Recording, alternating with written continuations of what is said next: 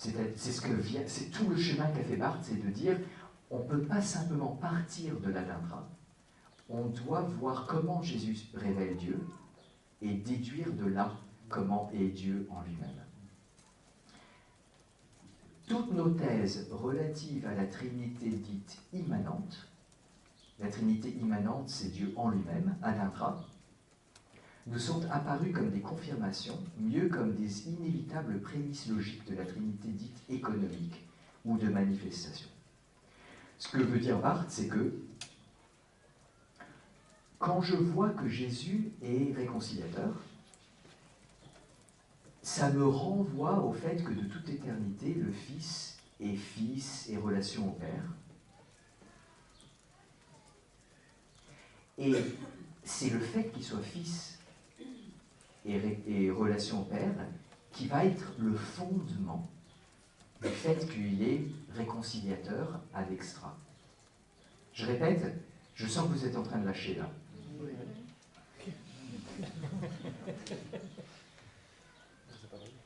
Normalement, c'est trop tôt pour faire une pause.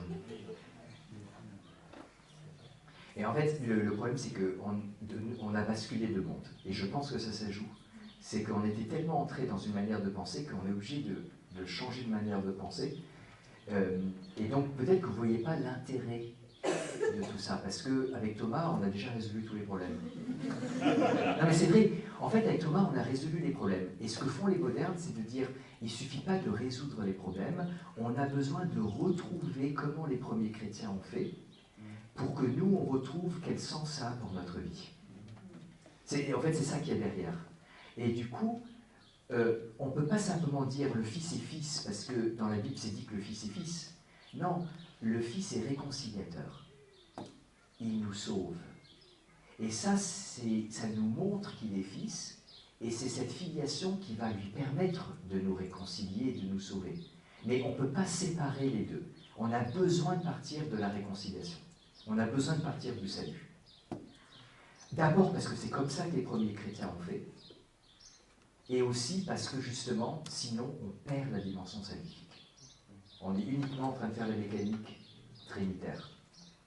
Mais le problème, c'est qu'on a déjà résolu tout ça avec Thomas. Oui, Daniel?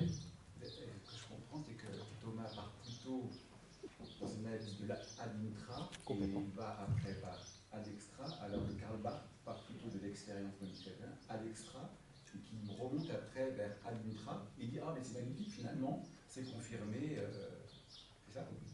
C'est exactement ça. C'est ce que j'essaie de dire depuis 40 minutes. Merci Daniel.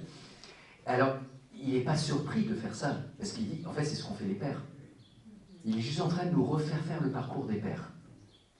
En train de nous dire, on ne peut pas comprendre sans refaire pour nous-mêmes le même parcours.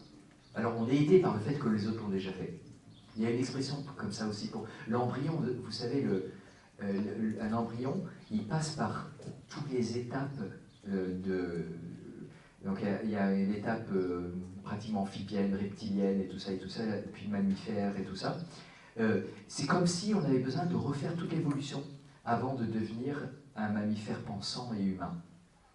Et c'est la même chose, là, nous, on a besoin de refaire les étapes pour qu'on comprenne vraiment à quoi ça sert. Pour qu'on comprenne d'abord comment c'est et vraiment à quoi ça sert. On part du Dieu créateur et on comprend qu'il est Père, par Jésus. On part du réconciliateur et on comprend qu'il est Fils. Et puis on part du sanctificateur et on comprend qu'il est Esprit Saint dans Dieu.